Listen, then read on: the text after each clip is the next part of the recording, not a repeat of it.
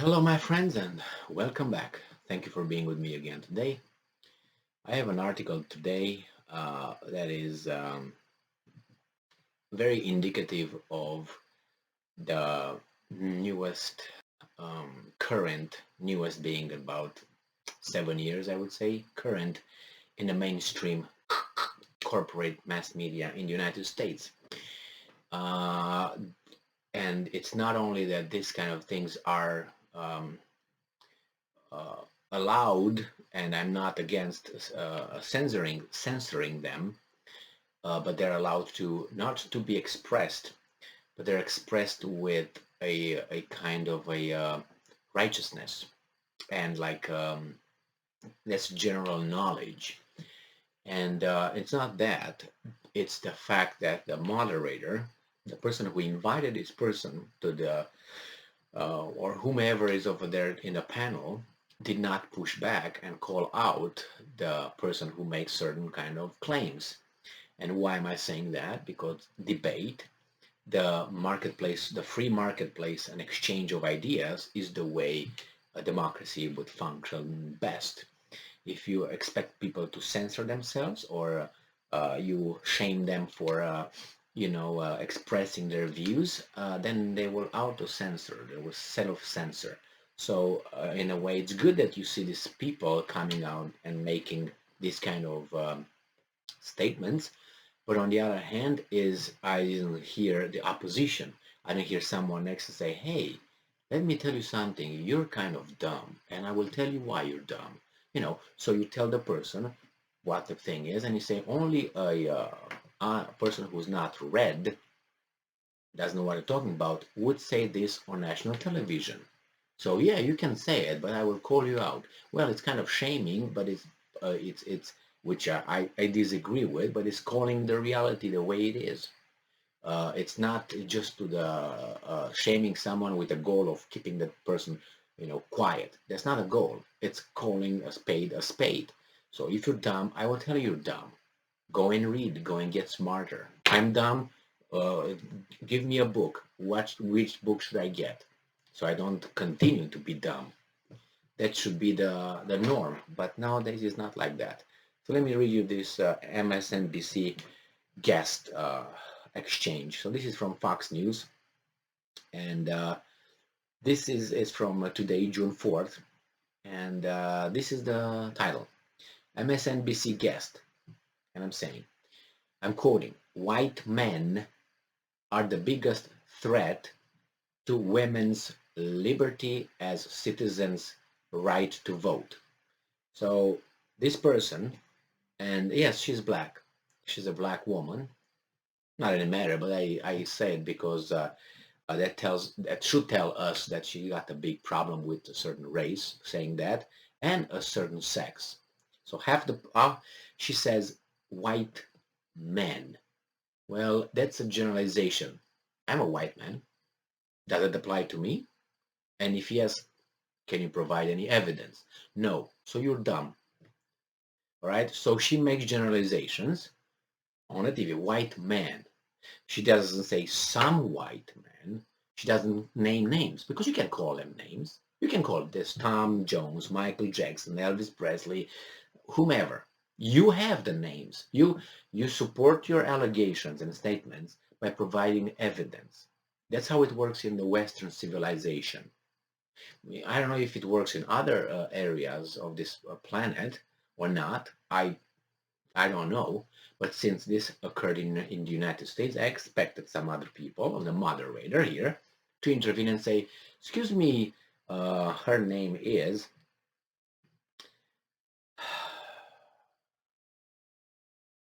Erin Haynes, Errinhaines. I already checked her. So she belongs to a certain organization, called the 19th, from the 19th Amendment. And it's okay to be an advocate for something, but you can be a good advocate, smart, intellectual, or you can be a dumb. She's from the latter group.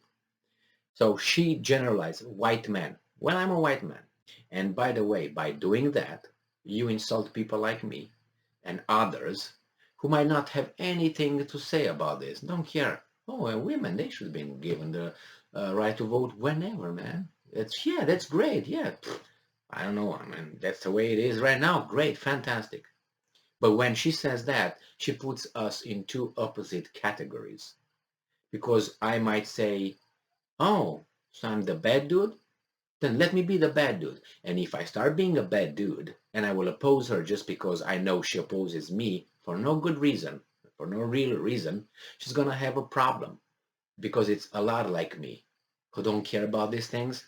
But when you're called that you're the bad dude, without even doing anything, you say, yeah, okay, let me show you I'm a bad dude. Let me live up to your characterization and see how you're going to win this fight. And that happens in many ways when this kind of people make all kind of allegations against certain groups, but the certain groups are not united. They say, yeah, we are the problem. Okay, let's unite and punch them intellectually in their dumbness.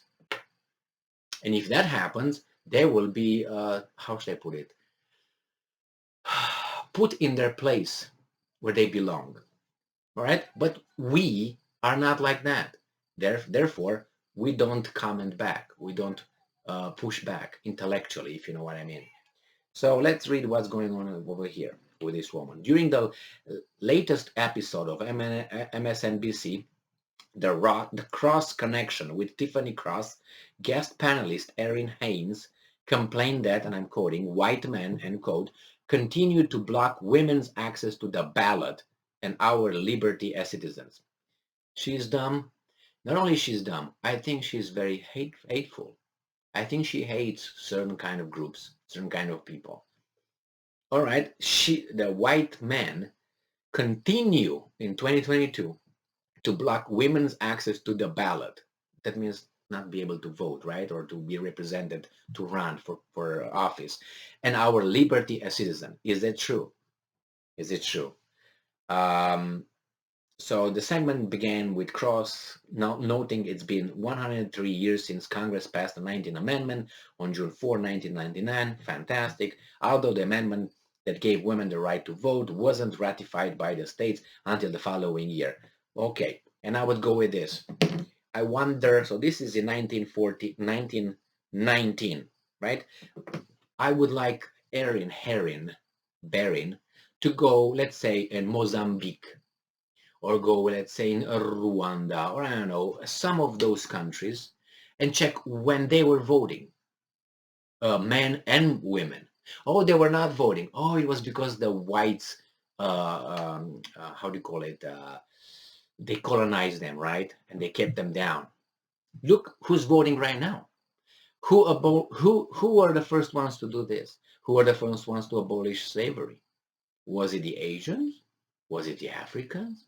Was it the South Americans? Was it the Brits? Was it the Europeans? Was it the North Americans? So another question for this hateful person.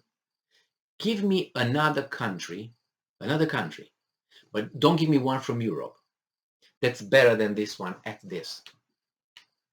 At the women's rights, women's liberation, women's freedom, the right to vote, the right to be elected, the right to represent, to be represented. You tell me. You tell me. Now, what country would you rather live in, Erin Heron, on this planet? And if so, I would pay you the ticket. I would fulfill your dream. Now, the problem is this. There are problems in any society, including this one. There are problems. Can we fix them? Yes, they're fixed. And I wonder if she, Erin Berin, looks back in history, let's say in everywhere else on this planet, who voted, until when? When did people have democratic systems, and who were allowed to vote and when? She's an ignorant. If I ask her, she doesn't know. Tell me, in Romania, when did people vote? Do you know? Men and female. 1800s, 1700s, the 20th century? And if it's 20th century, then she should look back and see how many thousands of years people did not vote at all. White, black, yellow, green, purple, man, female. So she doesn't know anything about history. The voting stuff It's something very, very, very new in the human history, because human history is not 70 years, is not 100 years. It's more than that, Miss Erin Herring. But she is an ignorant. So you have to deal with these people who show up on the TV and they say stuff like this, and the person over there, the host, does not say, hey, Erin, what are you talking about? Give me some examples. So yes, is it late? Did they vote later than men? Yes, that's true. That's true. Now is everything okay? Yes, but she thinks not. No, they still oppose that. Let's go. She says some more here. And she says here that what would you say, this is the host asking the guest, what would you say is the biggest challenge facing women today? Haynes prefaced her answer with a statement. The Cross's overview of the history of the 19th Amendment shows that it, and I'm still unfinished work in our democracy and our society. Like what? What exactly? Should have 2 votes? What's unfinished work? If it is, say it, and we can fix it. We can talk about it. I can support you. I'm with you. And then she says she minced no words, telling the MSNBC host that white, and I'm quoting, white men are the biggest threat facing women today. All right. And it says here that 103 years after the passage of the 19th, I'm quoting what she said, after the passing of the 19th Amendment in the Senate, the challenge and frankly the threat is the white man, all of us who have had a monopoly on our society, you can name them, our democracy and our country, who could continue to block our access to the ballot and our liberty as citizens, as women, and everything that comes with it. All right, there you have it. It's us who kept them without voting, white men. No, you can name them. You can name, I don't like when they say, well, America is a racist country. No. Some Americans are white, black, Asians. Okay, but you can name them. When you see racism, call that person. I'm going to support you. All right, that's a racist. Let's get him or let's get her. Or, you know what I mean? But don't say, oh, the Europeans came here and they did this. Not the Europeans. Some Europeans, and we have names. We have groups. We have names. So I don't like lumping things together. Americans dropped 2 atomic bombs on Hiroshima, and the other one is Nagasaki. No, not the Americans.